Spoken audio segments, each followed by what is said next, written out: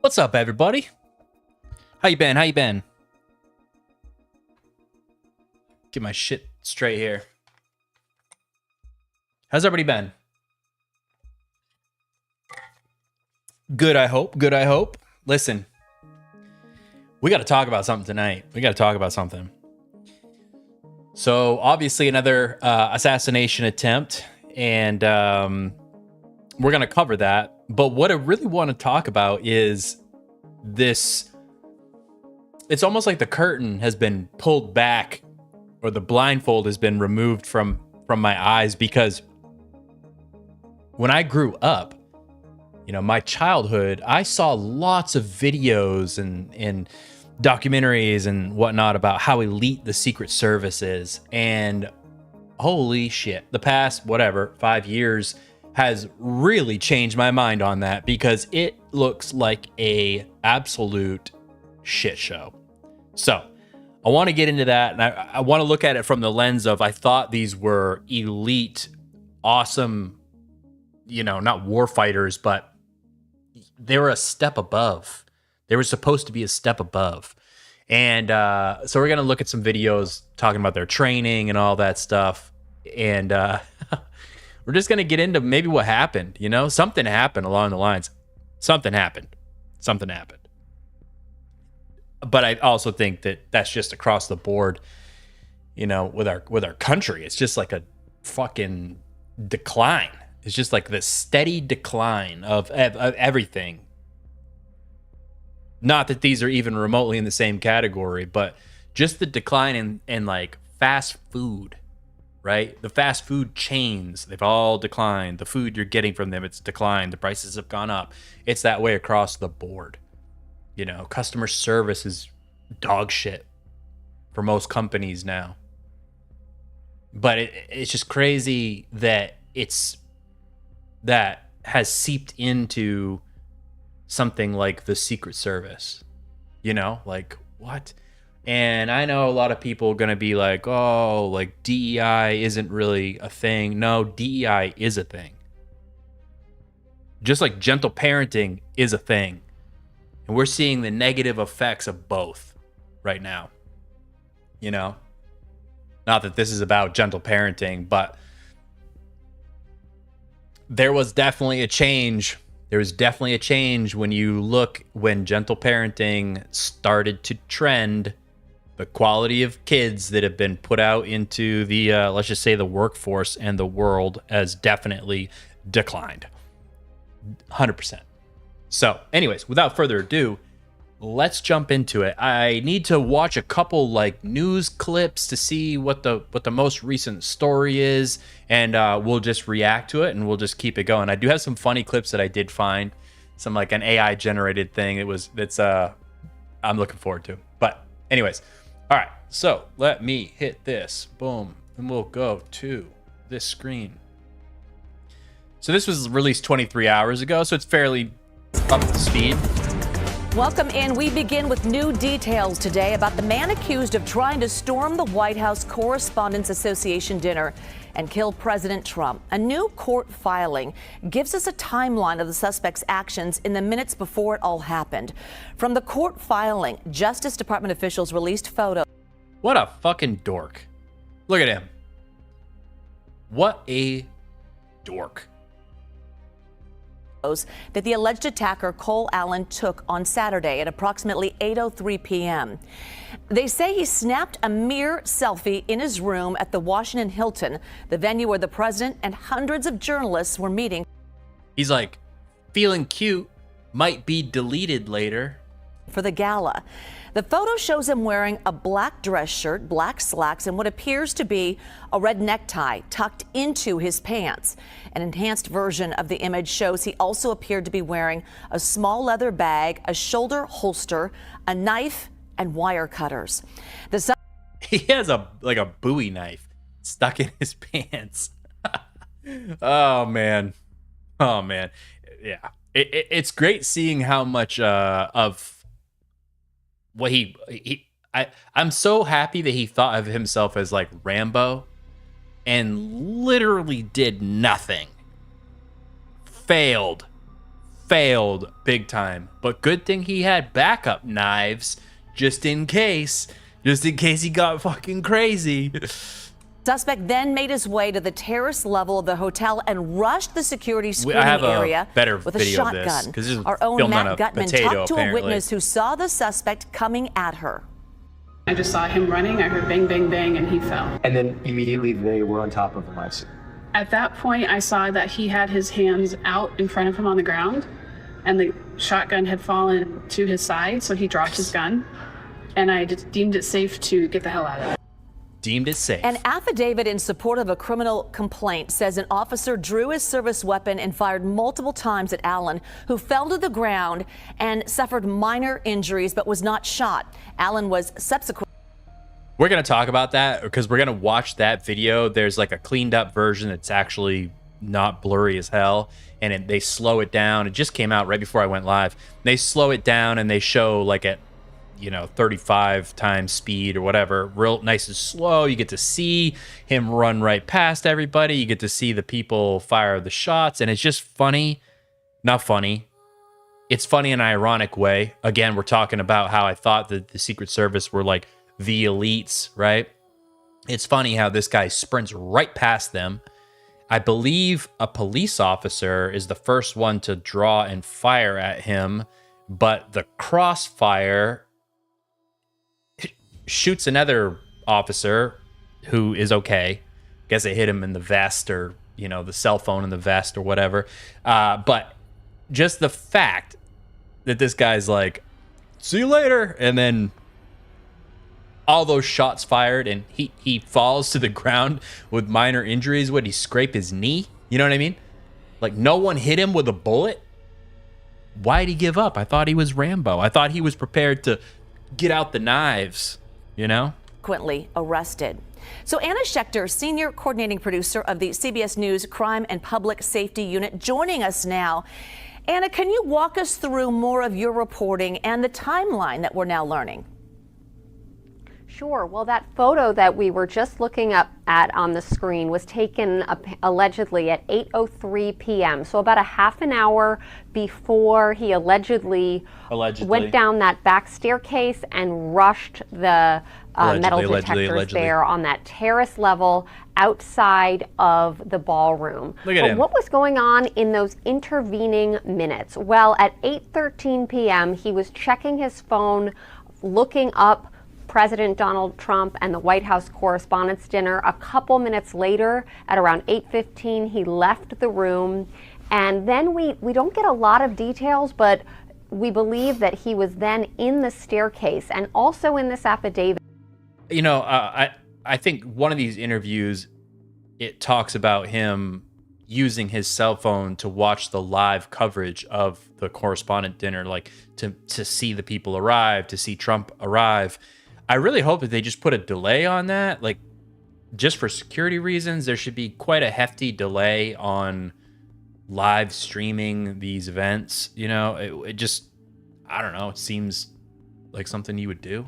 They say he was wearing a long black coat to cover his weapons.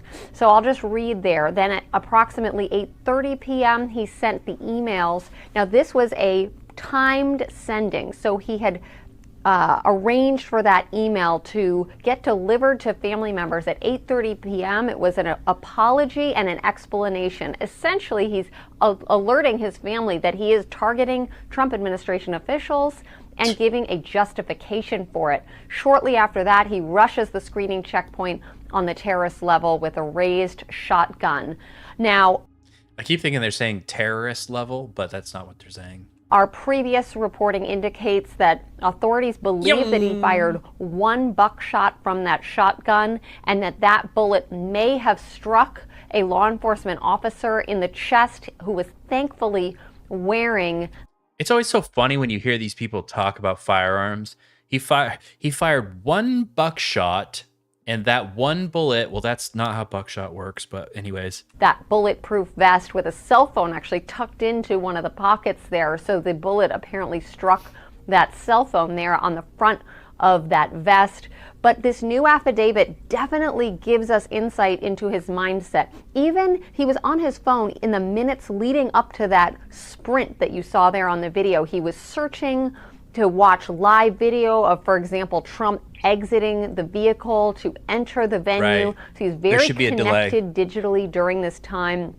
The other thing I should just note, we also There has to be a delay on those types of things. There has to be, right? That would be really dumb if somebody could just look at their phone and be like, okay, he's getting out of the car right now.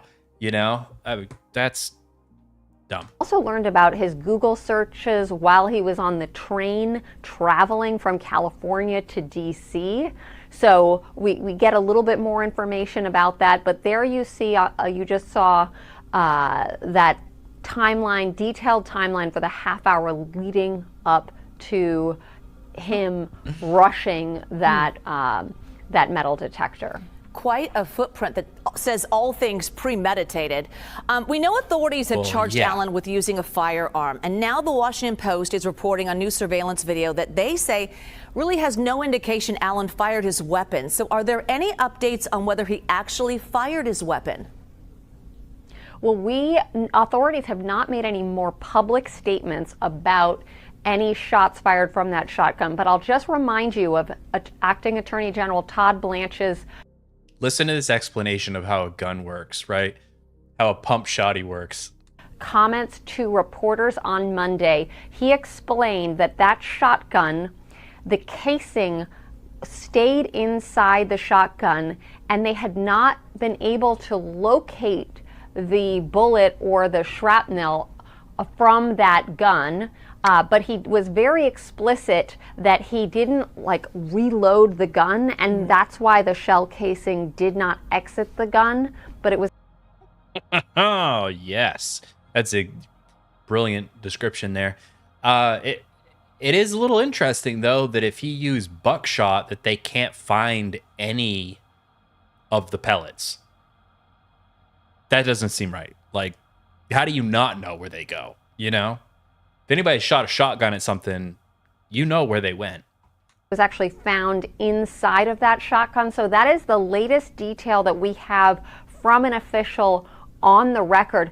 Despite all of these details we have in this new memorandum that was just filed in federal court today, there is still mystery surrounding exactly how he fired that shot, if his bullet actually hit that law enforcement agent, or if it might have been friendly fire. Our Pretty sure it's sources friendly believe fire. it We'll was look at from that the later. shotgun, but nothing is definitive. So we're still waiting to get a detailed timeline about those moments from when he rushed to when he fell and law enforcement jumped on top of him. So still I think that's the a best lot part, of questions. right? Not everything it's was the best answered part. in this affidavit. The best part is this guy thinks he's fucking John Wick.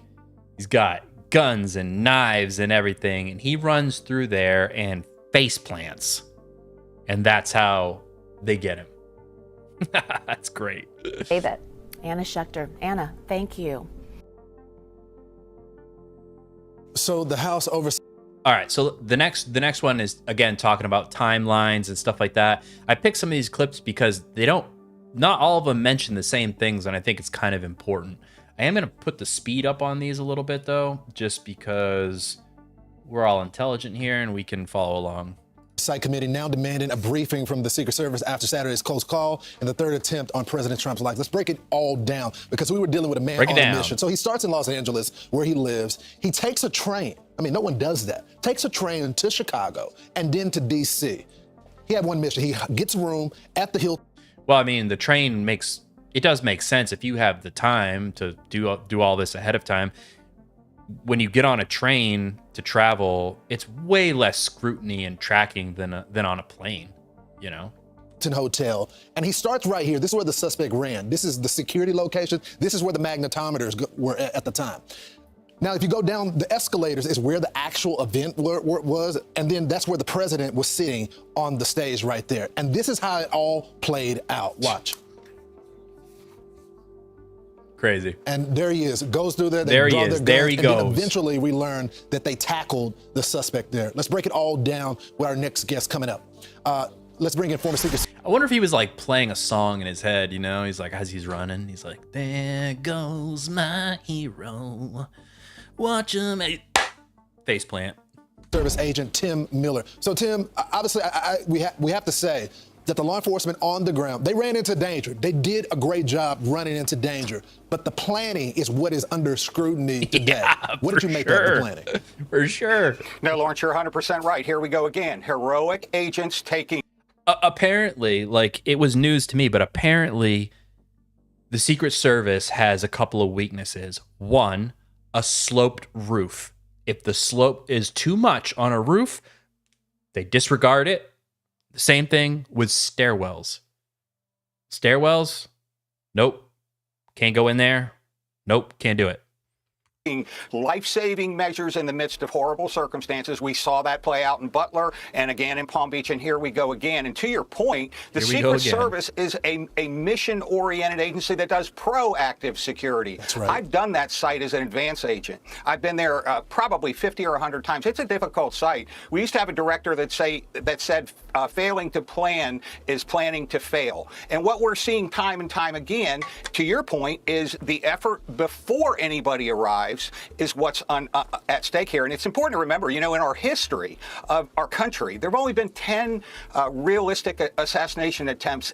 President Trump has had 4 in the last 19 months. So something is He's broken. like the gold medalist. We have to look at what it is, and we've got to get to the root of the problem. One of the problems you all talked about, and it's so true, we're in a moral crisis, Lawrence. I mean, yeah, moral crisis for sure. Our country is absolutely in a mental health crisis, okay? And I know the people on the left right now, although maybe they're not justifying these assassination attempts, in a way they are, because they've demonized this administration so much. And again, I'm not a huge Trump fan or anything like that. I'm just saying that this is not going to end as soon as Trump gets done his presidency. It wouldn't end if he was assassinated, right? JD Vance steps up, they're going to treat him the same. He's a Nazi, he's a fascist, etc. This won't end. The left will always from here on out call the right Nazis and fascists and white supremacists, etc. It's not going to end with this administration. This was the starting point. I don't even know if I want to call it a starting point because it's probably been brewing for a little while. However, it's only going to get worse from here because they're going to connect the dots between whoever's next to this administration and then justify treating or trying to kill them just like they're doing now. It's kind of a pretty scary precedent when you think of it, you know, when you think of it. It's like, oh shit. I would love to go back to when we could just like disagree on things and still have a decent conversation and be like, you know, I don't agree with you on this, or I don't agree with you on that policy, but overall, I know where you're coming from. That's gone. Nope, that's gone. People feel it's okay to murder or celebrate the murder of others. We're right. in a deep crisis, and the Secret Service has to figure out how to address these threats, because we're not fighting the last war now. The Secret Service has to transform to deal with the threats they're facing today. And to that point, Tim, James Comer, who's over oversight, this is what he's saying. Following last night's assassination attempt against President Trump at the White House Correspondents Dinner, the House Oversight Committee has requested a full briefing from U.S. Secret Service. DHS, including Secret Service, has been unfunded for more than 70 days now. It's time to stop the games and fund DHS. So obviously we can talk about the security protocols, but it doesn't help the agents. It doesn't help our intelligence officials that are analysts looking at the traffic and chatter. That's the other thing. I also was under the impression that the FBI and the CIA and the NSA knew everything anybody ever said, but lately you see a lot of crazies and they almost are successful. And that kind of, again, pulls the blinders off my eyes a little bit and just goes to show, I think all of these organizations and institutions and and departments are probably a mess, you know? We say they're underfunded, right? That's always the reason at the ground level. We always say like, oh, these agents are underfunded. So much funding pours into these departments at the top, and it never makes it down to the people on the ground, the people that are manning that checkpoint, you know? So you could say we need more funding. We need more funding. The Secret Service needs more funding. I agree, but the money actually needs to make a difference. It doesn't just sit at the top, you know, and pay some dumbass's salary. Online if they're not getting a paycheck. 100%. They got to provide for their families, just like we were dealing with the families of ICE agents under unimaginable pressure. Now it's the Secret Service. But to your point, we also have to look realistically at the Secret Service. I keep it simple. I'm a retired Marine. Yeah. I got to keep it simple. It's all about the mission. That's right. And the mission is the team, the training, and the technology. Team, who are we hiring? How many times have we talked about having folks on the job that clearly weren't able to respond? That's right. The training, we got to be training now for terrorists, Lawrence. Yeah. Those are the threats now, not just one-offs. And then the technology. The Secret Service has to get in a posture where everything technical is being utilized. The fact this guy was able to sprint as long as he did 45 with yards. weapons in his hand. 45 yards. Crazy. Yeah, the old 45-yard dash. I'm not condemning the agents, I want to planted. be clear. But the mission of the Secret Service is too sacred these days not to have the brightest, best, and most trained folks on the planet. They ought to be warriors that people are afraid to come up against. Tim, I don't want a Monday morning quarterback. That's what I thought. Does it concern you some I of thought the that they reports were. that he used the stairwell because he knew that was going to be a place that he could get through, and then that they were more lax because they were wrapping up? All the principals were inside of the White House Correspondents Room where the dinner was going to be located, and so they had started to disassemble all of the checkpoints, and it looks like he timed it that way. Yeah, 100%. The president, thank God, he's okay. He was spot on that we have to think about the planning, but we also have to think about the heroism of the agents while at the same time restructuring. Here's what we live in a world now where it could have been. Can you imagine if there were multiple attackers and our enemies are watching? We have to, even at checkpoints, we need to put some ballistic protection up there. We need to rethink everything we're doing. We need a ballroom. That's what we need. Yeah. Right. That's right. Because, again, it's not about the Secret Service. It's about the mission. We have to have our elected leaders able to go to events without fear. And we saw it again, an event that was targeted and successfully attacked. Thank God President Trump and his family are well. So true. The Hilton released this statement. They're saying the well-being, safety, and security of the team members and guests remain our top priority, and we are fully cooperating with law enforcement in their investigation. The hotel operation under stringent security protocols for the property as directed by the U.S. Secret Service, which led security for the event in coordination with a wide range of security teams, including local Washington, D.C. police and hotel security. I did have the opportunity to talk to the president that night as I was coming back to New York. He considered... Anyways, so... one of the things that I think that was pretty shocking to me. I just want to get past this little thing so it'll play the next video. Dun, dun, dun. All right. So one of the things that I thought was really shocking is I saw something a long time ago that was I don't know, like a 60-minute piece on Secret Service. And it was talking about how whenever the president travels, the Secret Service gets there at least a couple weeks in advance. They map out the area. They walk the area where the president's going to be speaking, etc. They look at sniper areas and figure out where they're going to put their security and all that stuff. The fact that this guy was able to basically just fuck up that whole plan by staying in the hotel a couple nights before the event and just dodge all that screening. Like, what if he had a bomb and he figured out what room would have been the closest to where everybody was, and he blew himself up and, blew the building up from his room above? Like, what about that? You know what I mean? I would think that maybe this is the way that it is, but if it was, then there's no way this would happen. You would think that the Secret Service would show up and they would say, okay, so this is the event, the date of the event.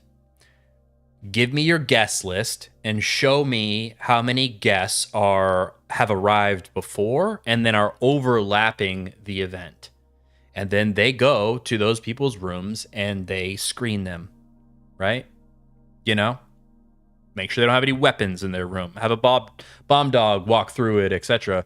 And then obviously the day before and the day of the event, etc., you have these checkpoints and stuff to screen people then. But the fact that he was able to just have a bunch of weapons up in his room because he came the night before, a couple days before, is crazy. It should be way harder than that. It should be way harder than that. So, all right. So anyway, speaking of Secret Service, I found this video. And it's funny. So let's look at this. I think we all remember this absolute fucking rock star of a Secret Service agent. This.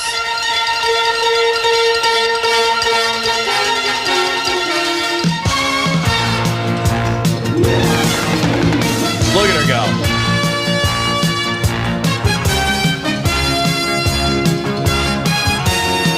Dude, I'm so glad she continued her training.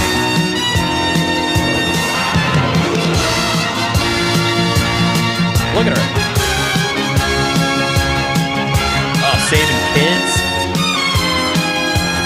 Wayne loves her.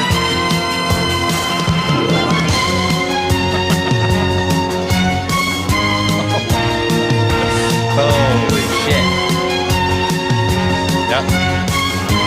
Freaking taking out Sasquatch? Holy shit.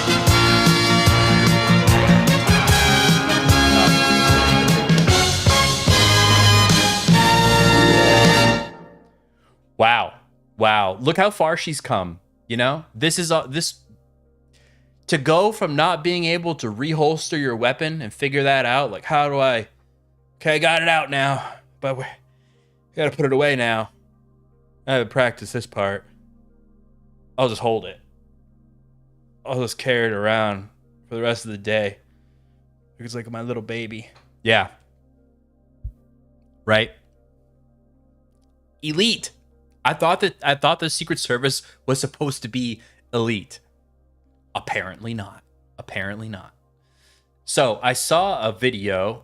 This is the video that shows the most recent footage. It's got cleaned up basically. So let me see if I can. Let me see. It doesn't have any audio. Let me see. Play.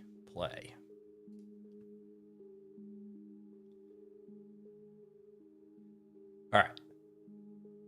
Okay. I hate these news websites. Just fuck off with your ads, basically. Okay, so I want to pause it and talk, but it's going to disappear when I pause it. So this is the checkpoint. Cleaned up. You can see that they're starting to break things down, and then this is he does the mad 45-yard dash. Okay, check this out.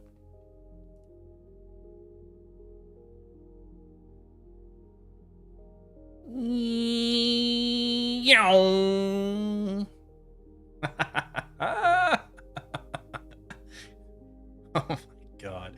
It is fucking comical. I'm sorry. It's like tragically comical. All right, so now they're going to show, I think it's going to show a slowed down version here.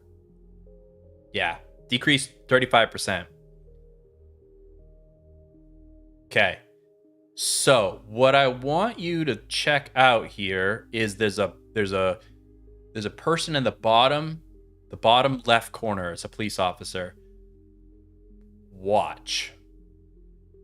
Here he comes, barreling down the hallway. They draw their gun. Here he is.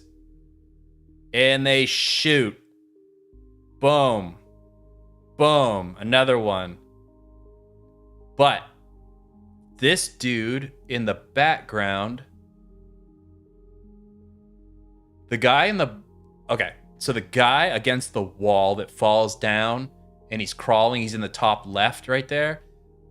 I'm pretty sure he was the one that got shot by friendly fire. Let's see if we can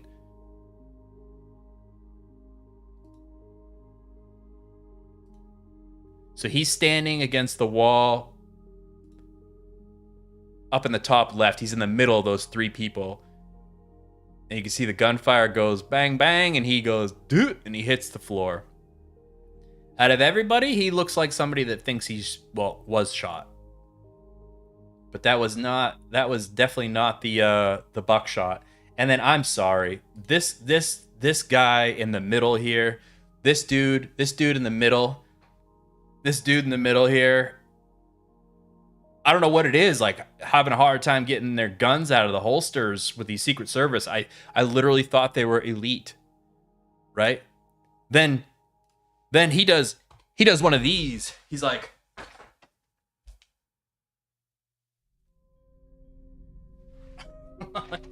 like some Starsky and Hutch bullshit, some Han Solo shit. What a shooting stance, that's for sure.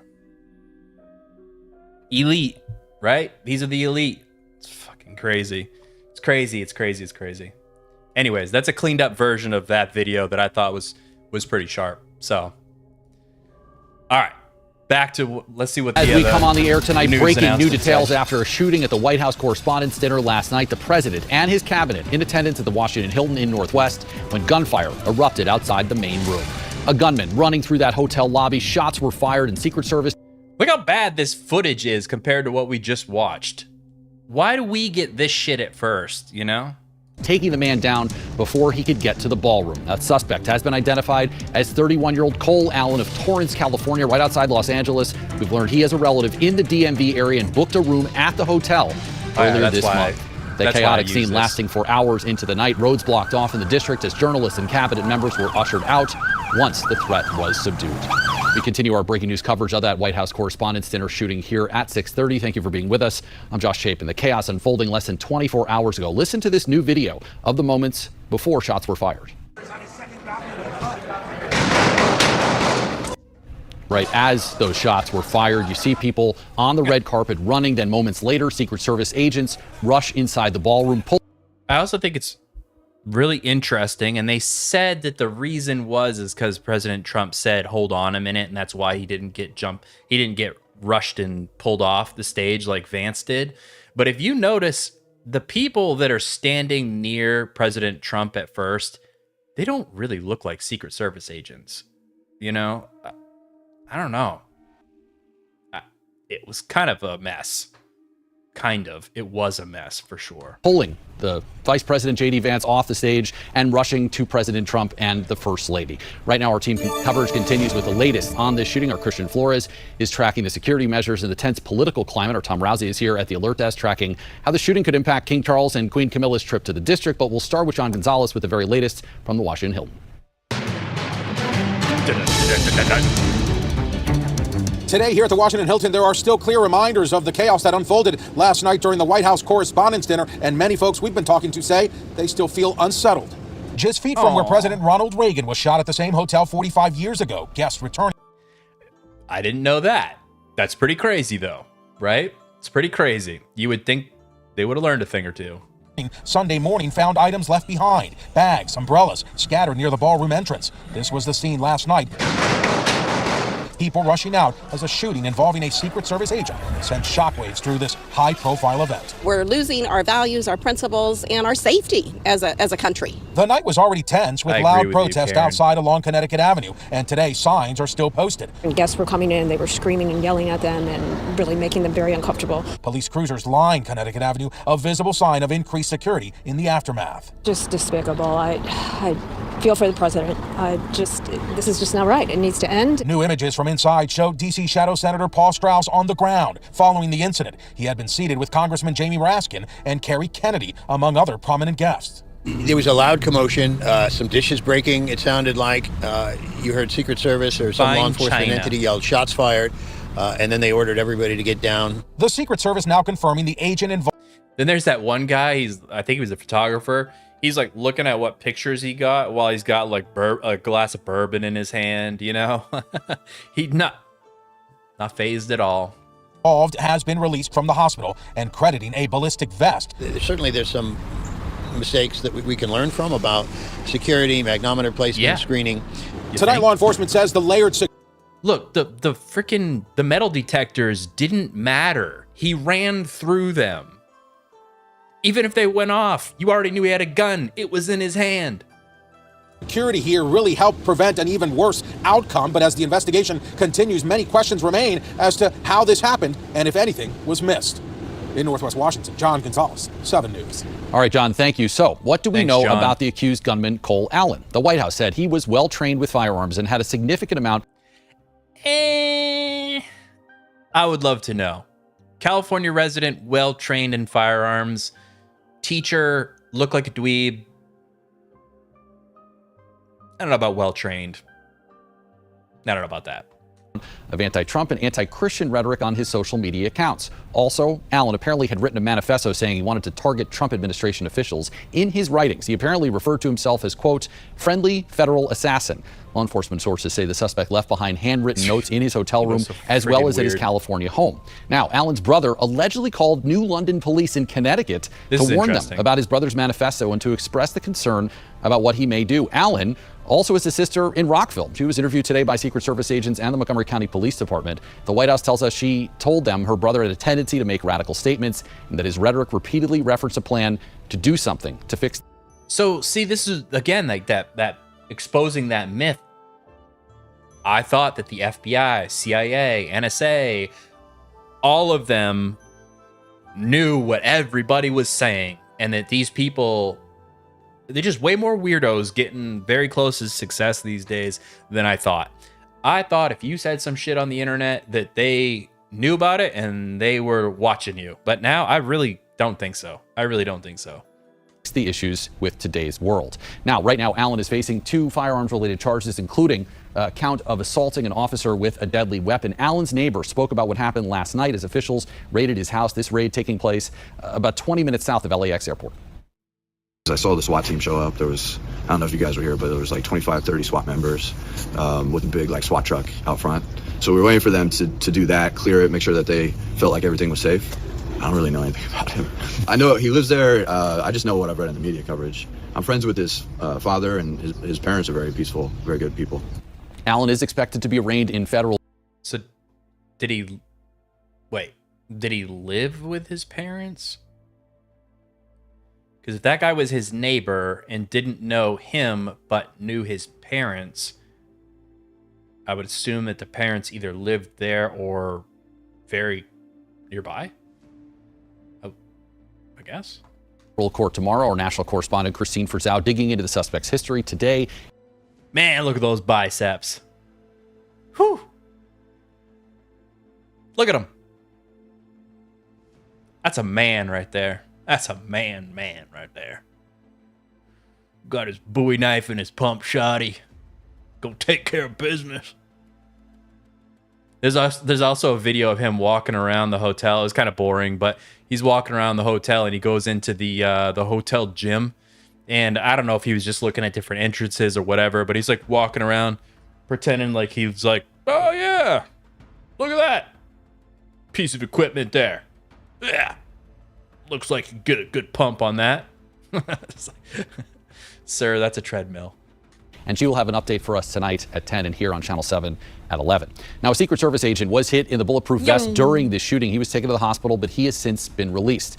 Now, many are asking what led up to this sequence of events. How could this sort of security breach have happened? Christian Flores is outside the Washington Hilton as well. Christian, what does the scene look like there now? We're a little less than 24 hours removed from that shooting, and it's a total night and day difference from what we saw last night. Then it was total bedlam, but right now the police cars that literally a night and day difference. It's day right now. It was night then. Back to you. flooded the scene are gone. In fact, we have been seeing people walking in and out of the hotel like it's any normal day. The focus is now on security measures and how those can change moving forward.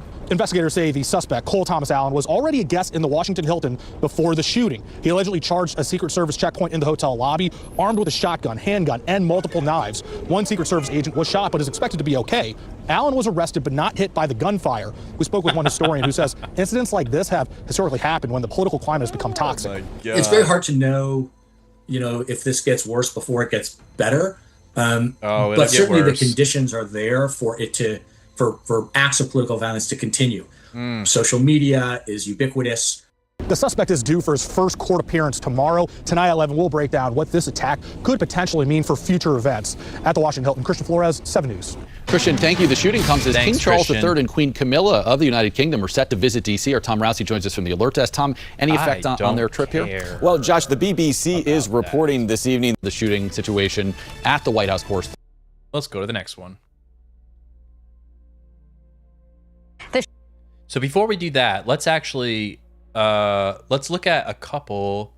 These are just like random cell phone footage of just, I guess, the chaos and also the response.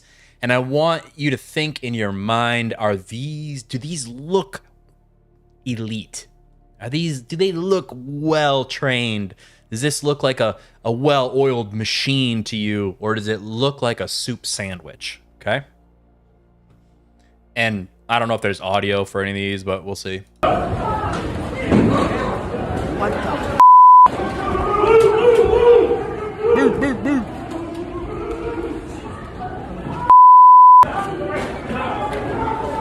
Where's it coming from? Where's it coming from? Downstairs, left, down the stairs. Where? Where's it coming from? Over there. Where's it coming from? Watch your crossfire! Look out! Watch your crossfire!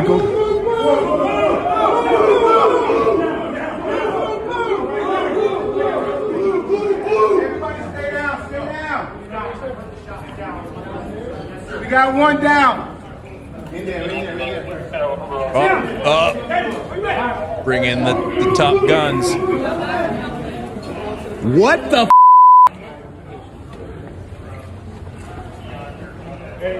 Oh, this is the other thing too, okay? Because I'm assuming those are National Guard. A couple of the guys in the front had a pistol, but then like look at all of these people coming in afterwards that are in the fatigues. I don't think they have weapons. My God! Stay down, everybody, ladies and gentlemen, stay down. Like, I don't think they have weapons. Maybe. They don't have them out. They don't have them out, that's for sure. This isn't looking very elite to me.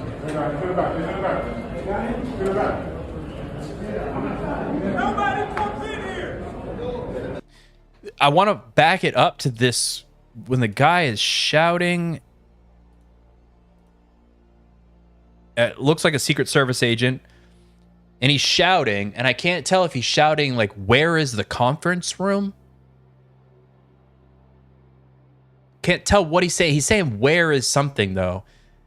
But, again, in my mind, I would assume that you would know every inch of that place if that was your job to secure it. That would just be my guess. Let's see if we can figure out what he's saying. Where's it coming from? Downstairs, left, down the stairs. Where? Where's it coming from? Over there. Where's it coming from? Where's it? Maybe saying, where's it coming from? Where's it coming from? That would be better than where's the conference room? Where's the president? Where was he supposed to be? Am I in the right building? Watch your crossfire! Watch your crossfire! Look out! All right, anyways, we already watched that. So, yep, didn't look super elite to me. Let's take another one. Take a peek at this.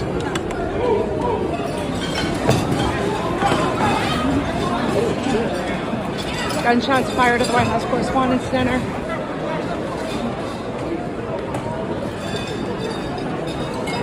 Jesus.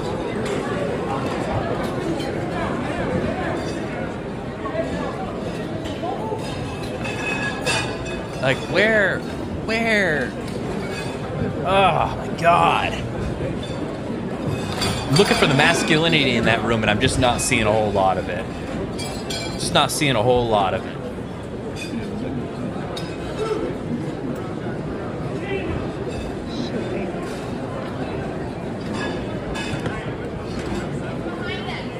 Like, talk about fish in a barrel. You know what I mean? Talk about sheep, you know? Oh, I did want to see what this guy, what was this guy? What was this guy? Is that his phone? Is he grabbing his phone? Yeah, I guess that's his phone. Some people were like stealing wine and shit like that too. So, you know. All right, this one's a quicker one.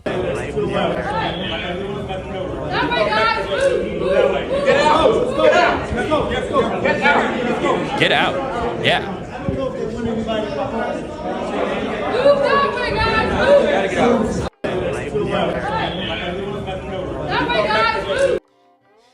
She looked like a fine specimen of fitness. Let's check out this one.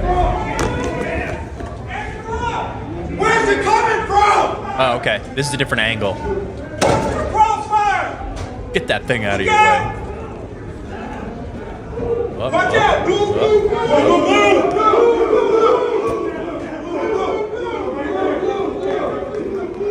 Everybody stay down, stay down. This guy. I mean, I don't know. Like, I expected the Secret Service to be. Oh, here's the wine. Here's the wine stealing. Karen's got to tie one on later.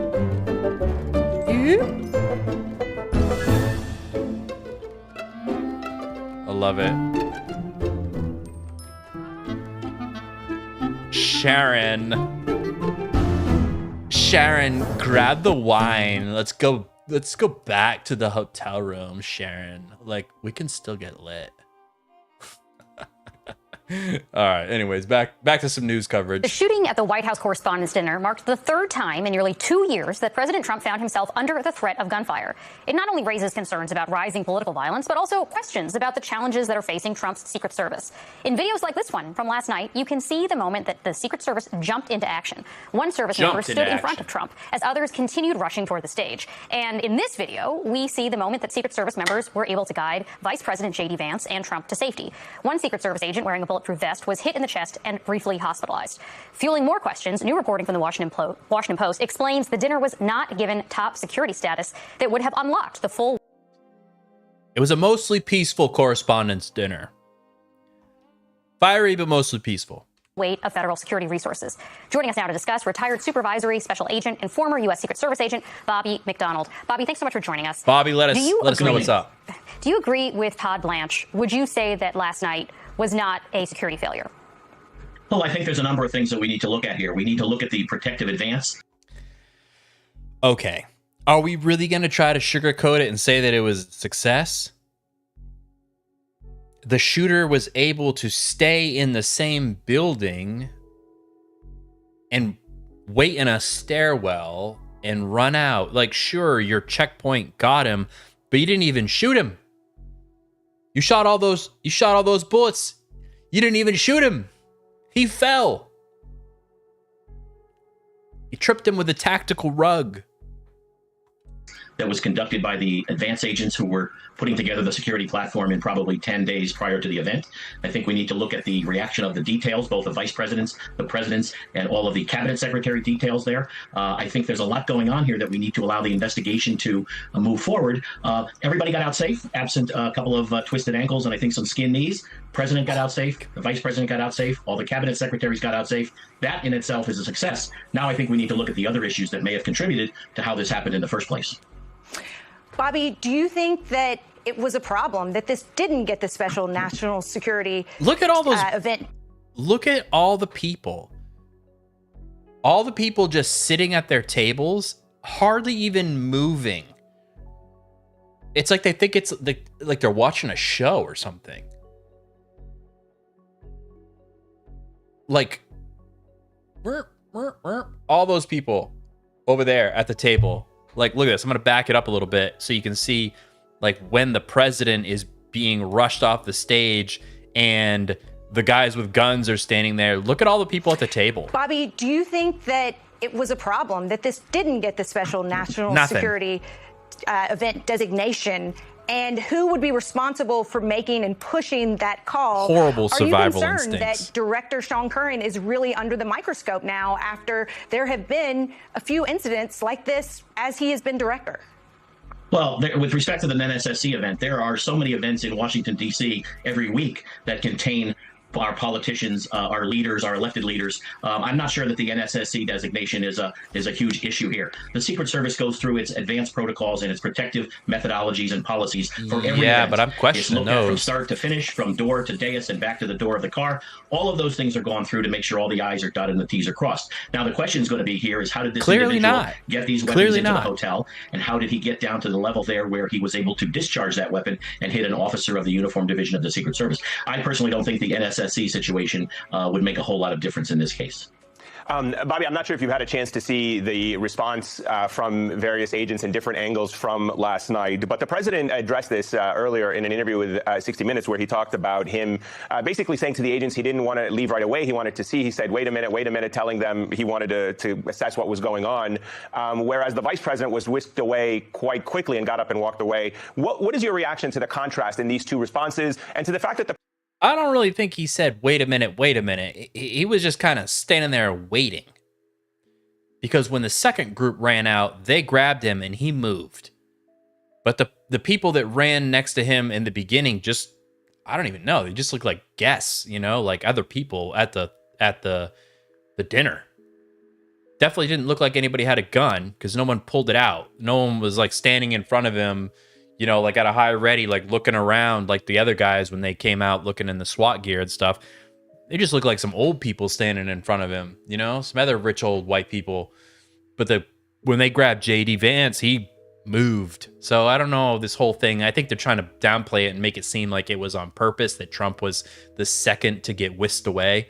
Because everybody was like, why'd they take the vice president first and leave Trump just chilling there? I think they're trying to make it seem like that was part of the plan.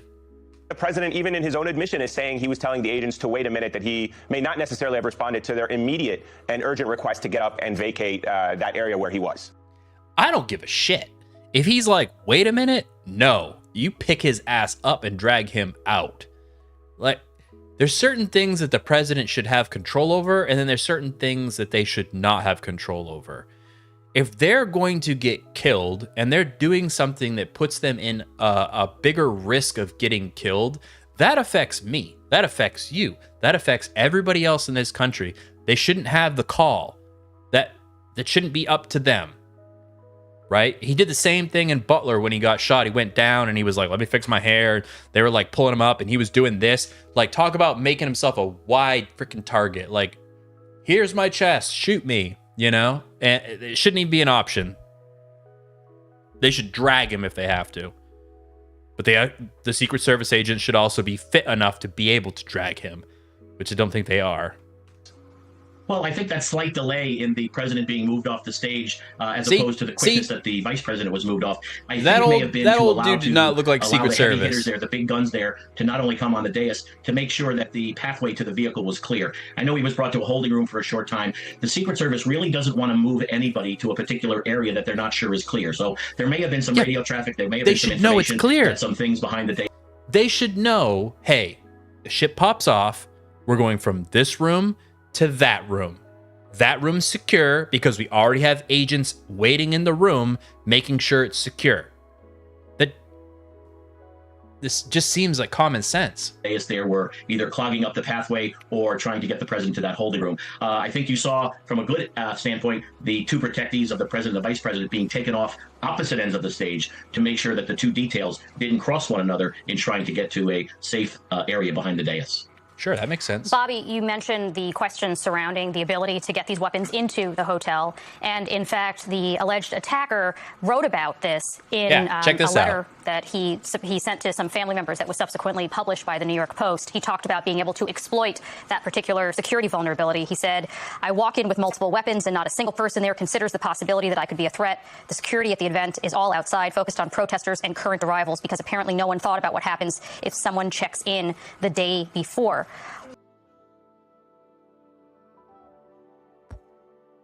Holy shit. No way. What do you make of the fact that this, again, alleged attacker identified this as a security vulnerability, and what kinds of measures could be implemented going forward at events without turning all of D.C. into some sort of police No more sloped roofs, no more stairwells.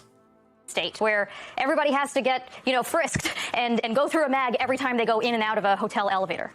Yeah, exactly. I think the Secret Service and the FBI, who will be investigating this now because the Secret Service is a part of the protective planning apparatus for the event, I think are going to want to talk to this individual and follow up with respect to what he put in that letter. I think it's a very interesting point that he raised the flag that, hey, I kind of walked in here unnoticed with some heavy artillery. So I think the Secret Service hopefully will take this issue and will, again, reset, as I think they had to do after Butler 2 years ago, to, again, get better at what they do. The Secret Service has to be perfect at 8 a.m. and get better by midnight. So they're going to have to look at this and see how to build this aspect they got of to figure some shit into their protective mission, and how to now cover this potential situation in future venues or hotel lobbies as we move down the road. It's going to be part of the apparatus now, and I think we're going to have to see that we're going to have to be looking at a lot more things here with respect to the protection of our elected leaders. As mental health continues to decline and there's just more schizophrenia, there's more bipolar, there's more autism, there's all these things are on the rise. And it all leads to people being more radical. Now, I don't care if it's the right or the left or whatever, but we have this mental health crisis that has just been boiling and boiling and boiling and boiling and boiling. And now it's spilling over, and we're seeing that spill over in a bunch of different areas. We're seeing it spill over in political violence. We're seeing it spill over in homelessness. We have to fix it. And unfortunately, understanding and compassion and tolerance only go so far. It only goes so far. We've been trying that. And it's not working. Now, I'm not saying we got to go like super radical the other way and round them all up and all that stuff. I'm just saying that what we have been doing is not working with the mental health crisis that we have going on. So, something's wrong. Something is wrong. In large venues like this. All right, Bobby McDonald, thank you so much for your insights. Greatly appreciate it. Thanks, Bobby. Thank you. McD. See what I got for the next one.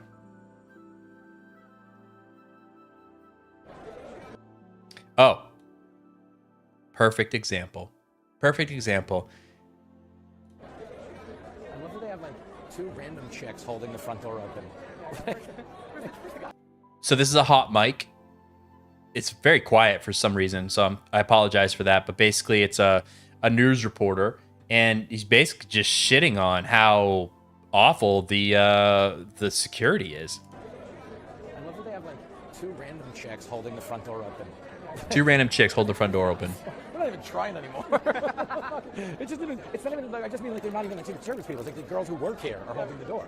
Even if it was the guys, it wouldn't even make it better. It's like she's fucking just like they might as well put a doorstop in. They put up a doorstop and a scarecrow. Don't fuck with this guy. Jesus. I mean, that guy's funny.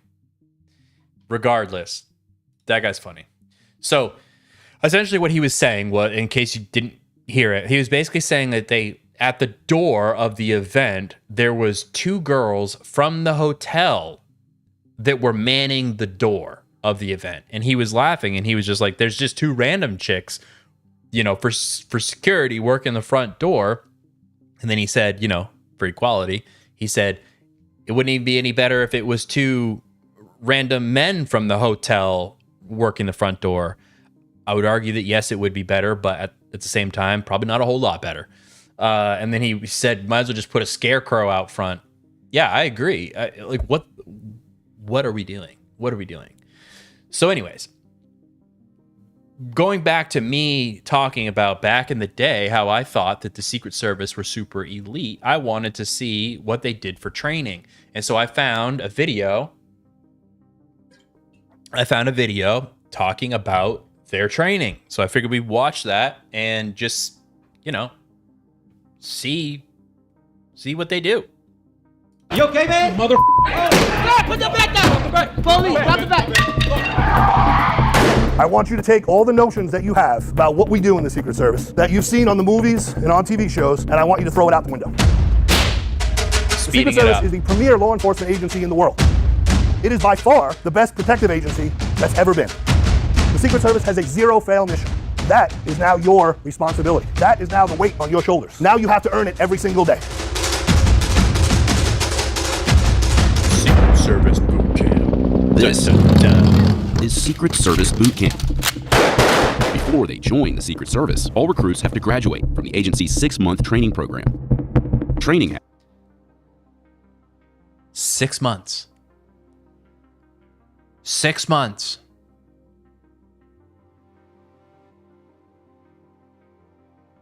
Six months to become Secret Service and protect the country. I guess that's not as advanced as I thought. Because I'm pretty sure to be a police officer, it's like 3 months. You know? So it's just double that to be the elite of the elite and guard the president and all that stuff. I don't know, man. I don't know. happens here at the James J. Rowley Training Center in Laurel, Maryland, located about 20 miles north of Washington. Welcome to the James J. Rowley United States Secret Service Training Center. On day one, a new class of recruits arrives at the academy. Have a seat. Every one of you sitting here right now, there was about 100 other applicants that tried to get the seat that you have earned. How did you earn that seat? You earned that seat by getting through our very, very difficult and in-depth vetting process. And you should be congratulated. And I hope you celebrated, because the celebration... You earned that seat through DEI.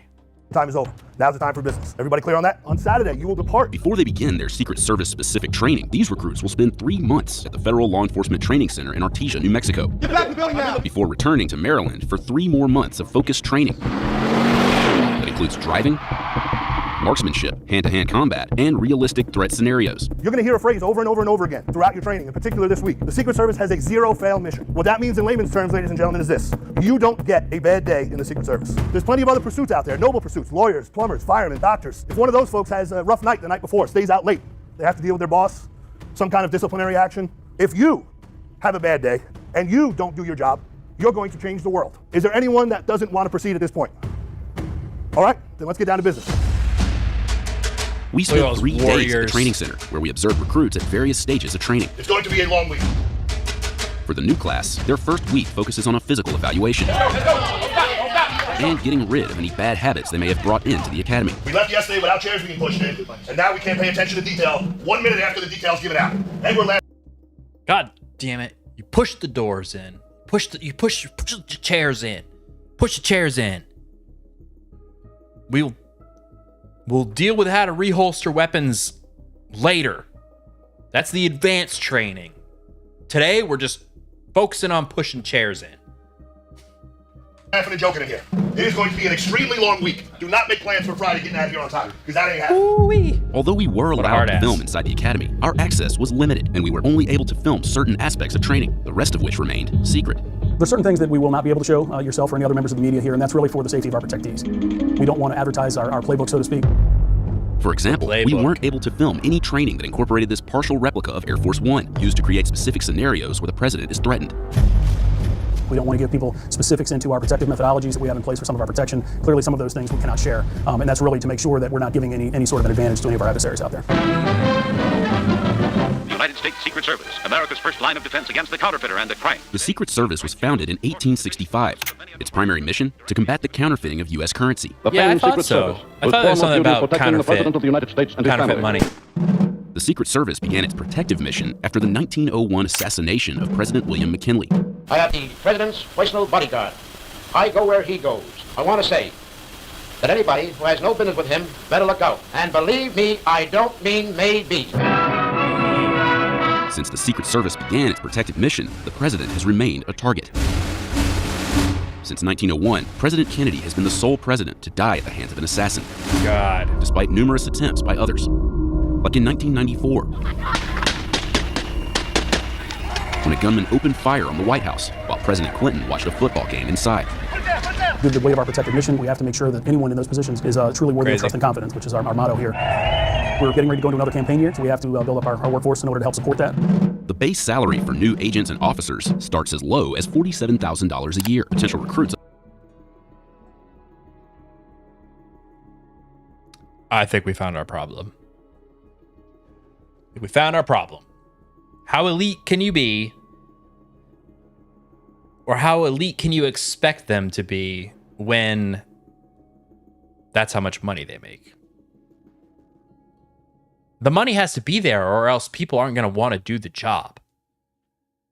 But you need people to fill the job, so then you're going to be scraping the bottom of the barrel, which I think is what we're doing now with like every industry.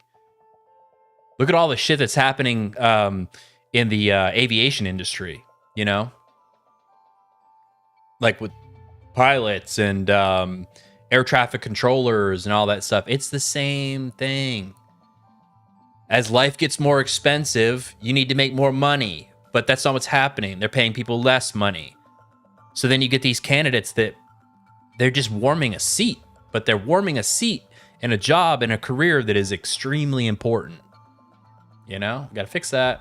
Apply on the Secret Service website, but most applicants are eliminated during an intense vetting process. Generally, it takes quite a long time in order to get through our screening process. The very in-depth background checks, qualification to obtain a top secret clearance and maintain one, to undergo a polygraph examination, successfully pass that. They have a lot to be proud of just for the fact that they're sitting here. Stay right there.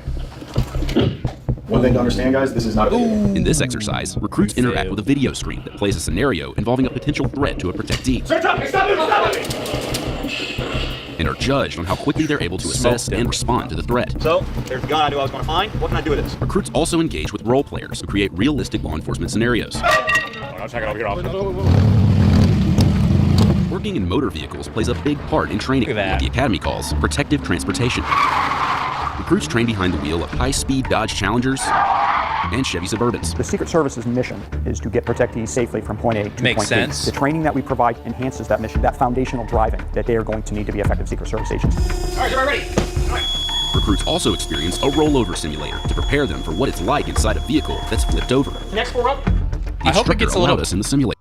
I hope it gets a little bit more aggressive than that rollover, because that was very slow. There's nothing crazy about that. I'm upside down. To experience it from the inside. Recruits spend hours on the firing range. They cross paths with active agents who come back to the academy for in-service training. Recruits engage in water-based scenarios, including being challenged to escape from this apparatus.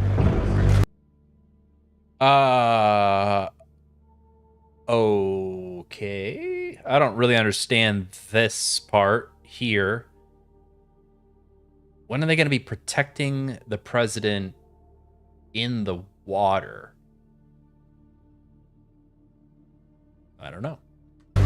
Which simulates being trapped in a helicopter that's flipped upside down underwater.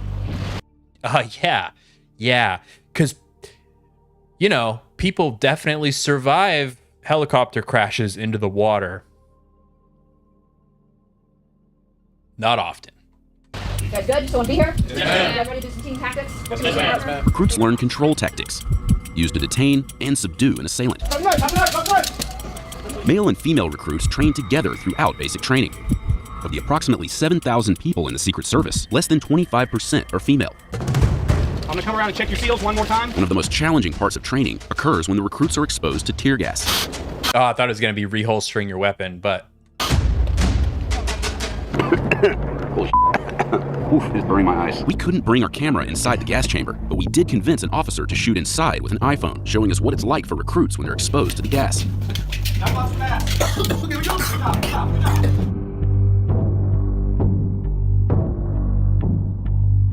We weren't allowed to interview recruits during training or to film at graduation. I really hope that it's 6 months of training on top of already having some form of a law enforcement degree or career or military or something.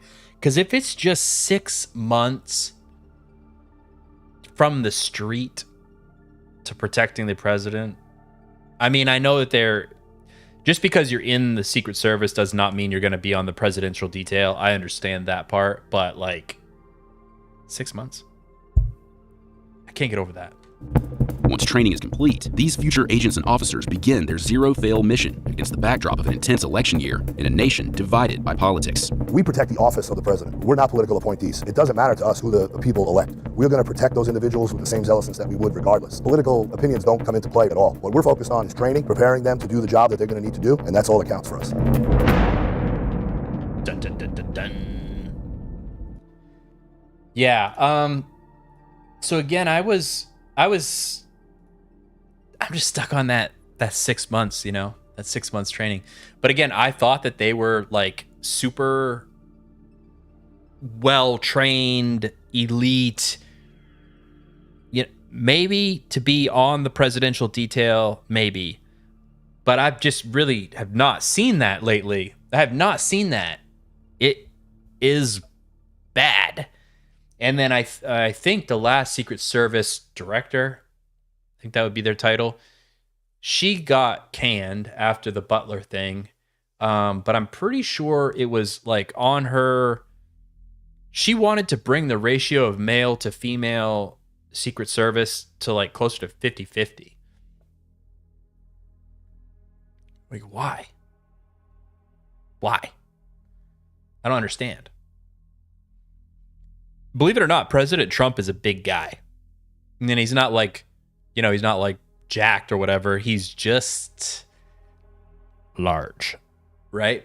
So I don't know a lot of men that can pick him up and drag him by themselves. So then to say, okay, you know, we have 4 agents in a room and 4 of them are smaller than the 4 over here. And these 4 over here can't even do the job. So how are you going to say the smaller ones are going to do the job any better? You know, it just, like, I don't care what the gender is. You just got to be able to pass the test.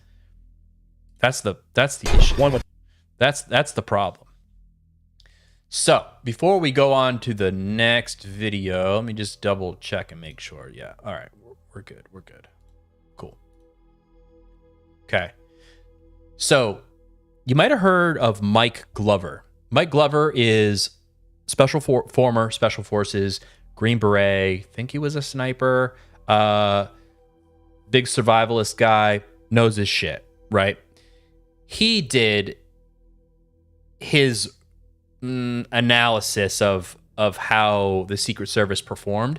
And so I figured we would listen to what he has to say about this. And again, I'm going to speed this up. We'll see how fast he talks. I can't remember if he's a fast talker or a slow talker, but let's see. 1,000, 2 1,000, 3 1,000, 12, 13. They finally pick up the president. He falls on the ground. They pick him up. And then these guys in their full kit, full battle rattle, scanning and looking for threats.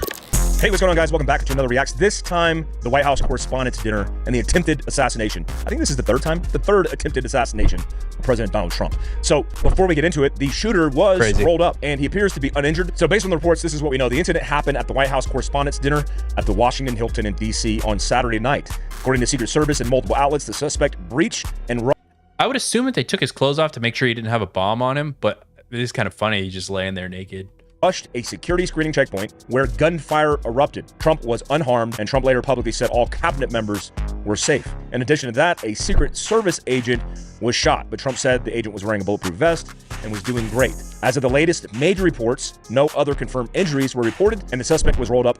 Cole Thomas Allen, age 31, from Torrance, California, who had reportedly checked into the hotel as a guest before the attack. According to law enforcement, he had a shotgun pew-pew, one of these pew-pew, and multiple knives. NPR reported the suspect was initially being charged with use of a firearm during a crime of violence, assault on a federal officer using a dangerous weapon, and more charges likely. How about the attempted murder? You shoot a Secret Service agent and a bulletproof vest is what saved their life. How about attempted murder? So there's a whole bunch of controversy already involving this incident, including the lack of security, some things that were said by Caroline Leavitt, the response of the Secret Service, the list goes on. We're going to break those out in Reacts. But first, I want to say big shout out to our premier sponsor, Carnival. I've been talking about them in nauseum. Just buy the meat and try the meat. The fact that you could take 25 years shelf life anything, constitute it in seasoning for a couple minutes, and then cook it, and it's like top sirloin steak, because it is. It's just premium grass-fed beef. That's all it is. And you can get this in chicken, pork, or beef. Just try it.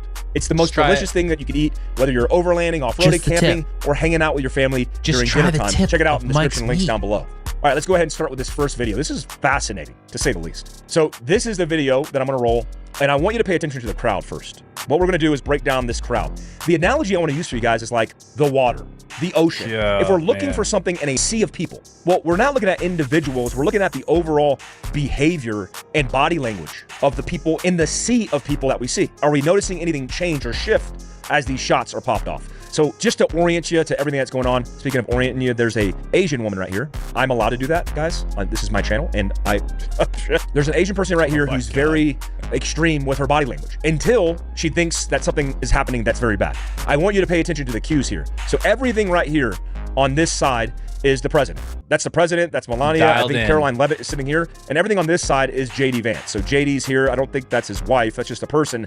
But he's sitting in between these two people. Okay, just for context. Now, what we're going to do is there's the shots popping off, and then there's the people on the left and the people on the right. I want you to pay attention right after the shots, and we'll pause it right after. See? Lots of body language from her. She's like, hey, Mom.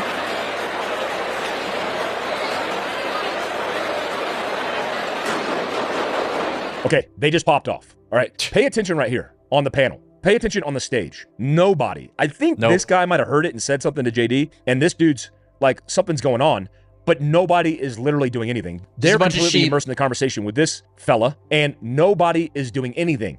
Now, there are a couple people paying attention. This person, peacocking, paying attention. This person, paying attention. In the time between paying attention, meaning you're noticing something's different, there's a spike in the graph, and actually doing something is the critical moment of survival. And if you just sit around and you do nothing, then statistically, you're likely to become a casualty. But if you reduce the time from identifying a potential threat and moving away from that threat off the X, you have more of a chance of surviving. So I'm going to back it up because I want you to see the reaction of this guy, and we can go ahead and hone in right here. So he immediately snaps his neck over to JD, and I think he's like, what was that? Then JD and both of them look, but then he takes a sip of his drink, so they're not taking it serious, and then you notice his posture starts to lower. His guys are already behind him with hands on. JD's like, oh God, Erica Kirk's here somewhere. 10 seconds into this event, they're ready to evacuate. In fact, the time between evacuating JD and Trump is about 13 seconds too long. Here we go. Let's go ahead and roll it. 1 1,000, 2 1,000, 3 1,000, 4 1,000. So again, those people, the two dudes that ran like in front of Trump, I don't think they're Secret Service. They didn't pull a pistol out. They just stood in front of him, which props to them. But I just don't really feel like that's the correct response. You know what I mean? It's a response. I don't think it's the correct response. 5 1,000, 6 1,000, 7 1,000, 8 1,000, 9 1,000, 10, 11, 12, 13. They finally pick up the president. He falls on the ground. They pick him up. And then these guys in their full kit, full battle rattle, scanning and looking for threats. And then also, like, this guy in the middle here, right next to the podium, where he straddles the table, I guess. Is that a thing? Is that a tactic? Because he's facing this way, straddled. So one leg is over, one leg is over. He's like this. And so he's looking this way. He's looking this way, right? He's straddled. He's looking this way. Well, what if something happens behind him? He can't shuffle his feet because he's straddling a table. So, like, this is what he'd be able to do. He'd just be able to turn. I found it kind of odd. I found that maneuver kind of odd. So, if you're much more technically or tactically savvy than me, please let me know. Is the table straddle a legit move? Up. And then these guys in their full kit, full battle rattle, scanning and looking for threats. Okay, so here's my biggest problem. Okay, these are the medics likely moving to the president to make sure that there's no issues, but they're likely the medics assigned to the president's detail. So I have a few problems with this. Let's go back. And before we get into the problems, let's look at this group of people as a test study. Between the time that they hear something that they identify the threat and the time that they actually move. And focus in on this dude, because this dude, I think, initiates the movement of actually doing something about it. But here we go. 1,000, 2,000, 3,000, 4,000, 5,000, 6,000. He's under the table. 7 seconds and this dude's under the table. So why is that effective? Because it's doing something. Like Frodo Baggins He's not waiting or something to be told. All these people, some people are standing up, some people are breaking contact, some people are ducking their heads. They're trying to observe, and this dude's like, I'm out. See you guys later. So the problem I have is with the Secret Service's reaction between identifying a potential threat, let's put it that way, and then trying to determine whether that is an actual threat or not, and from that time, how much time it took him to move the president. So here we 100%. go. Let's back it up and focus on the president's detail. Gunshots. Everybody's starting to move. They're starting to duck. JD's detail comes in, gets hands on, and then they go to evacuate. Now, here's the problem. So these guys, there's one guy who's the bodyguard that's assigned to Trump. That's job is to put his plates, because he has plates certainly under the suit, in between the potential threat he was and the Secret Service then. He does that effectively. He actually does it really fast. Let's actually count this. 1,000, 2,000, 3,000, 4,000, 5,000, 6,000, 7,000, 8,000, 9,000, 10,000. 10 seconds, he's up. So now these guys are Where up. was he, So though? they're in the position He's, like, across of the room? we have to identify the threat and protect the president right now. And the time that it takes for them to actually move him is more of the concern. I will say, though, props to that guy, the guy that has the job of just blocking bullets with his body. He's just standing there. Oh, God. Oh, my God. You know? Balls. Now they decide to move him. Table straddle. And they're still not off the stage, but JD's long gone. And now we got these guys scanning.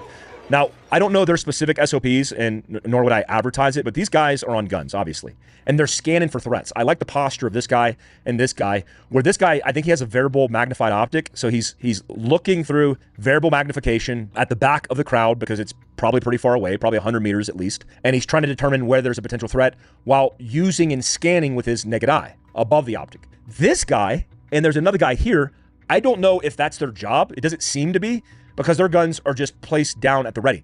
And I always tell people, like if I'm training law enforcement or training civilians, if your gun's in this position, that gun is asleep, because it's not oriented towards the potential threat. And then if you had to get a shot off, you would have to get the gun up, you'd have to get behind the optic and acquire the target, and then you'd have to break the shot. Right, that adds a little bit of time for sure. But one thing I was also wondering is the guy that he's talking about that does have the gun up and ready and is looking through the optic, he's just flagging everybody, you know? But I guess like in this situation, it's like, look, like you're going to point your muzzle at somebody, but it is in this case a whole room full of people that are just eating dinner, you know? But what are you going to do, you know? Whole shot process would take a lot of time. These guys are snapshotted with a red dot on top, because I think they're running red dots on top of their variable magnified optic to break a shot fast and roll into night vision if they have to, because they're done in knots. Now, to be fair, I don't think that's these guys' role, but it's kind of bewildering to me. They're just standing around holding basically a weapon system at port arms. Now, I've heard a couple people say, why are they scanning for threats and flagging everybody? That's combat. That's actually what happens in an active threat response. All right. You scan the crowd with a live firearm, and you're not worried about flagging people because you're looking for potential threats, and that's what happens in these kind of situations. Okay, yeah. So it's a concern, but at that time, it's the lesser of two evils, right? Like somebody's already shooting, people are already possibly going to get killed. What's more important? You know, what's more important? In hostage rescue, that guy's on his cell phone, recording everything. Not worried about anything going on.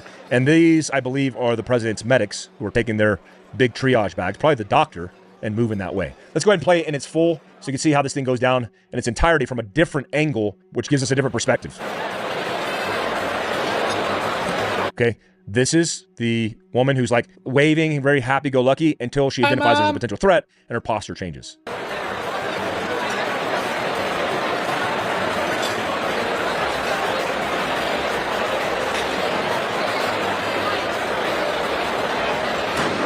Shots. Okay, I don't think anybody's recognizing it yet. She sees people moving.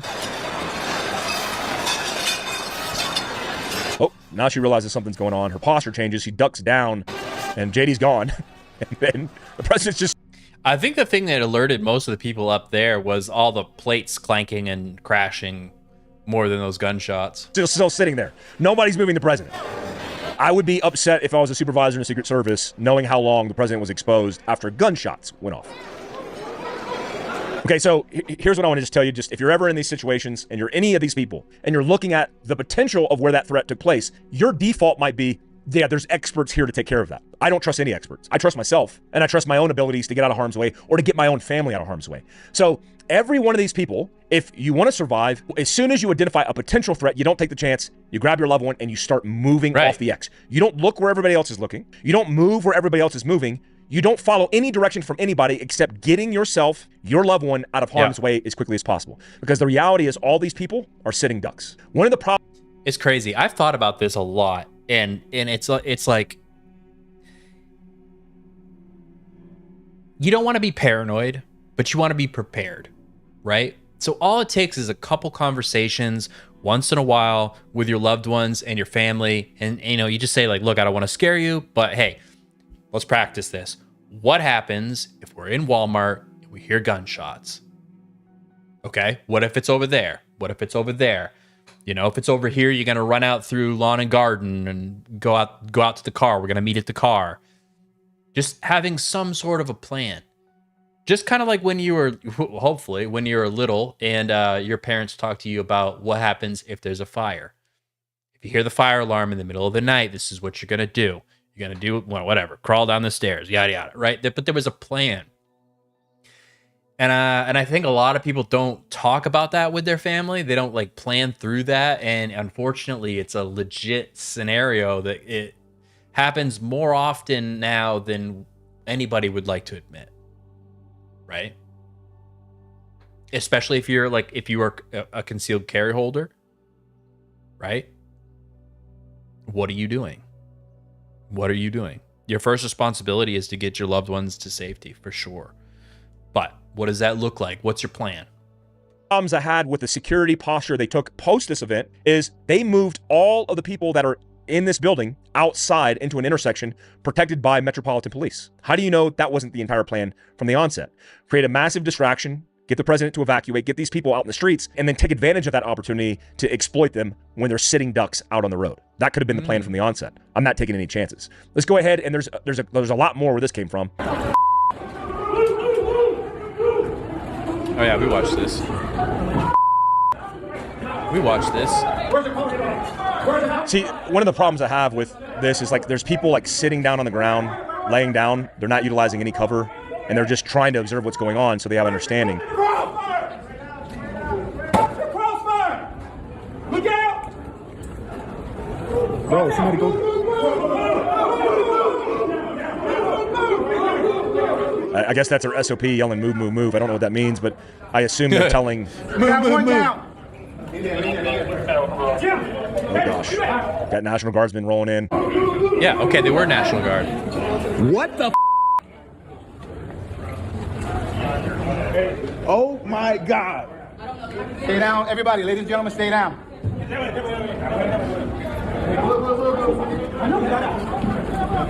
Okay, I have no idea what those National Guardsmen and women are doing, but they appear to be military police officers. They have MP, and they're just walking in. They obviously don't have an understanding of what to do if something went wrong. I would never bring in the National Guard into the X of where this thing is happening. I would use them on... She's got her hands like in her plate carrier, right? So even if she had a weapon, her hands are up in her plate carrier. Containment, secure, set up a roadblock, set up a triage station, but not be just roaming around. That female National Guardswoman was just roaming around, walking around without a pistol drawn, literally just walking. That's what I'm saying. Oh my God. Oh gee, Sharon. See, one of the biggest issues with this type of situation is nobody is in charge, which there should be, of moving these people in specific areas because there's a lot of civilians just running around. And now we're going to get into the CCTV camera of the suspect penetrating the security checkpoint. Okay, so it happens fast, guys, so watch this. So here's one of the security guards. These guys are in kit, just hanging out, like literally just smoking and joking, just talking, not paying attention to anything. And then this dude makes a clean run for it and gets through everybody. Look, he's that far away. I don't know the distance. The person in the bottom left that ends up drawing their gun and shooting could have easily just football tackled him when they ran by. From that to here, but he's at a full sprint. This dude even backs up because he's like, what is going on? Okay, so I imagine he gets on a gun. He gets on a weapon system right here, and he's trying to stop him. Ooh, that looked like some crossfire right there. Absolutely some crossfire. Okay. Okay, I have never seen this angle before, but that doesn't look good. Because I thought the suspect engaged him, and that was the guy that was hit, but he had a vest on. But maybe it was these guys. But there was for sure some crossfire going on right there. Absolutely. You guys see that? Like, pay attention to when he's drawing down on this guy and he's running. I think he's pew-pewing as he comes across this guy. Wouldn't it be wild if that guy was shot and it was friendly fire? I'm pretty sure it was. Okay, so he draws. And he's definitely engaging. You can see the flash from the muzzle, and he's right into the crossfire of this guy. Whoa. So I've never seen that angle before, and I've never seen that. Whoa, indeed. Right there. He's breaking a shot right there in line, and you see that dude kind of slump, but he actually turns out and pulls his pew-pew, and he's facing down that way. Maybe that's why if he's the guy that got shot, maybe that's the reason he gets that really weird shooting stance. That might have been a friendly fire incident, because I think that's the guy who's hit. I don't know that for sure, but we should probably look into that. Whoa. Okay. Here's what's fascinating as well. It appears that the suspect was injured, but not by pew fire. The best current reporting says law enforcement said the suspect was not hit by bullets during a confrontation. Lastly, let's get a good picture of the suspect. The suspect, Cole Allen, he's going to be arraigned in federal court today. Here you go. That's him. Now, there's a lot of conspiracies circulating online, including Caroline Levitt saying there's going to be shots fired at the event. Why does it look like his? It just got to be weird lighting. Looks like he's got like makeup on the upper part, and then he's definitely paler. I mean, it is, it is the Northeast, but didn't he come from California? Damn. Hit the gym. Hit the gym, bro. Hit the gym and the beach.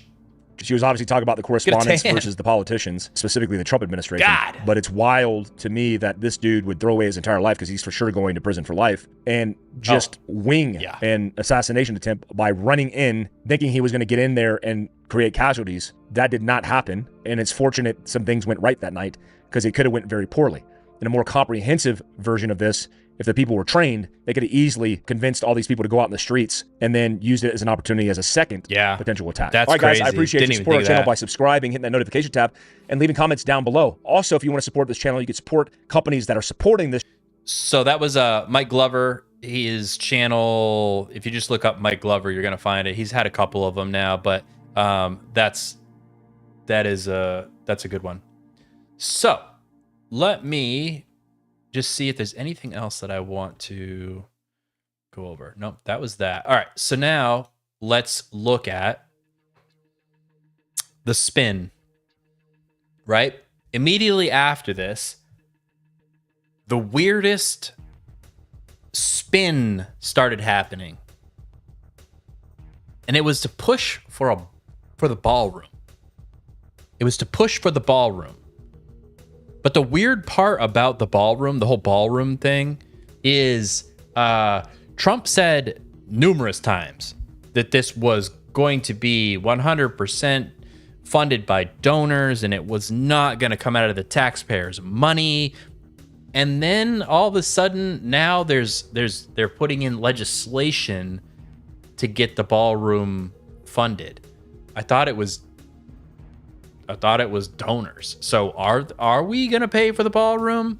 But it's just really weird. It's just really weird. So let's look at a couple of these ballroom things. On the opposite, they've incited violence, in my view. I mean, you have some of the most prominent figures in the House and the Senate on the Democrat side effectively, calling for war. I mean, they use those kinds of metaphors, and it incites violence because there are crazy people in society, and they get radicalized online. And so we've got to recognize that it's time to turn down the rhetoric. We've been saying this over and over, and not use that kind of language. I hope that this will be a sobering reminder for everybody about that very important cause. I'm grateful to Fetterman. He's right. The ballroom will be a solution for this, because it'll be on the most secure compound in the world. It won't have hotel rooms above it, and it'll have 7-inch thick glass, for example, on the windows. So it'll be a very safe environment to do events like this. We need a place. We have needed a place like that, and the president keeps pointing it out. It's just really funny. Like, it's really weird. That's the go-to. We're making a ballroom, baby. And this is going to be kind of difficult for you guys to read because it is kind of small. Let me see if I can. No, it won't let me. All right. Basically, it is a bunch of tweets, posts, whatever you want to call them on X, of all of these right-wing influencers talking about the ballroom. This is why we need Trump's ballroom. Thank God President Trump's building a ballroom in the White House. Now you know why the left is suing to block Trump's privately funded White House ballroom. We need the White House ballroom. I don't want to hear one more fucking criticism of Trump's new ballroom at the White House. Now you know they don't want Trump to build a ballroom. All these posts. Boom, boom, boom, boom, boom. It literally was like somebody was like, all right, guys, here's the script. We need a ballroom. Post. Crazy. And I think, look, you can say what you want about this guy, and I do not agree. I have to make this fucking disclaimer every single time I pull up one of his videos. I do not agree with everything that he says, but sometimes he has a hot take that just absolutely nails it. Here he is. The only thing that was interesting about this assassination attempt, and maybe even more disturbing than the attempt itself, is the talking points that went out almost immediately. And this is the only thing that I commented on it so far. I saw this on Twitter. I don't know if it was last night or if it was this morning. But immediately after the assassination attempt, the talking points went out. The social influence campaign was clearly posted in the group chat somewhere. And it was every MAGA influencer, Jack Posobiec and Wokeness, Libs of TikTok, Brylan Hollyhand, wouldn't be a Republican social influence op without him. Every single one of the MAGA influencers went on Twitter and said, this is why we need the White House ballroom. See, this is why we need the ballroom. This would have never happened if we didn't have the ballroom. If we had a White House ballroom, this would have never been possible. Basically, any time that something happens and there is this collective narrative that starts emerging like right away that doesn't make any sense, I pay attention to every single person that is saying that narrative, because it is clearly coming from somewhere else. Top-down messaging, right? Because it doesn't make sense that many people would fall in line for the ballroom randomly, right? No. Someone said, this is what you guys are going to say. And they did, right? And you know, what's disturbing about it, first of all, is on the one hand, they want to say that this is the most disturbing thing of all time. The left wing has riled up the country. The president is under attack. This violence keeps happening. They want us to be shaken by this. They want us to have a visceral reaction. At the same time, they're then going to cynically use it to support one of the least exciting parts of the Trump administration agenda. We're really gonna now take this tragedy and use it for the White House ballroom. And you almost have to laugh. You think about everything that has happened in the past 10 years and what we could really do with it. Not just the energy and momentum of the Trump movement, but even the crises that surround the Trump movement. The multiple assassination attempts, which is political crazy. persecution, the wars, the chaos. And you realize that politics is the art of using these kinds of crises as opportunities to advance your agenda. Yes. And you think, everything that has happened in the past 10 years, Jesus. And I used to like to say, what are we getting out of it? A war with Iran, a corporate tax cut.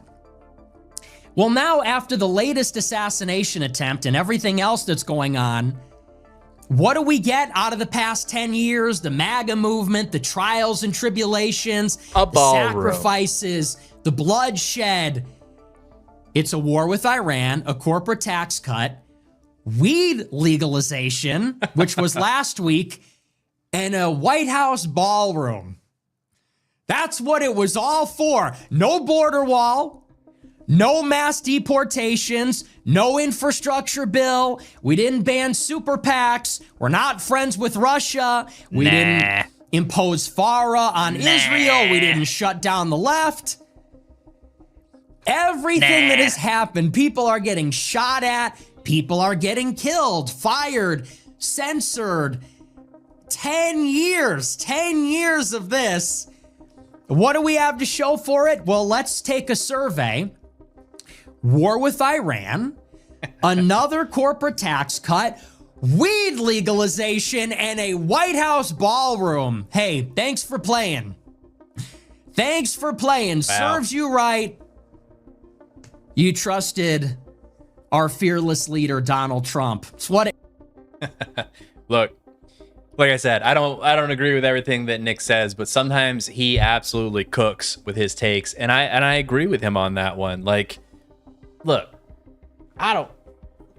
if it was completely donor funded and whatnot, I don't care. If rich white people want a ballroom and they want to spend their money, that's fine. But I don't think that that's what's going to happen.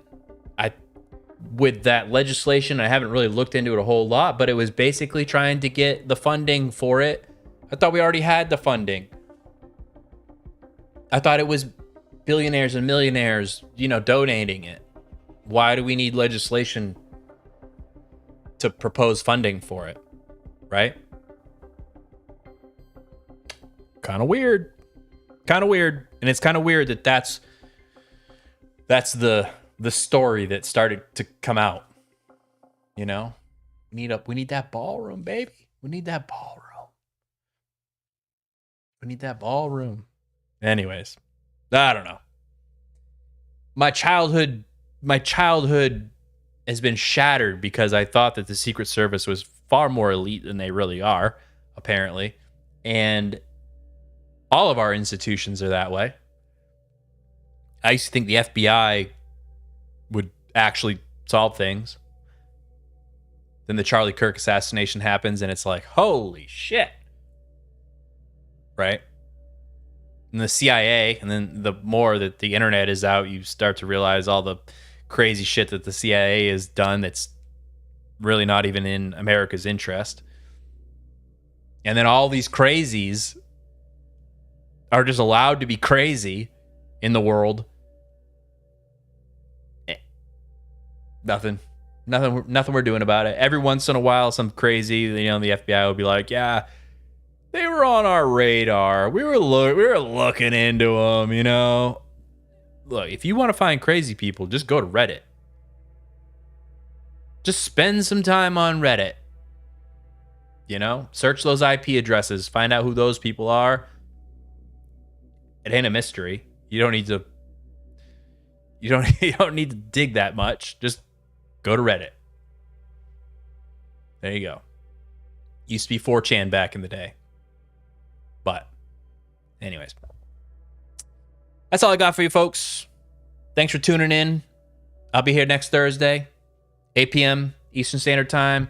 Please drop a like. Leave me a comment. Tell me what you think. Tell me what you think about all this fucking craziness going on in the world. And yeah, subscribe if you enjoyed. I really appreciate it. Definitely helps boost the channel, helps us grow.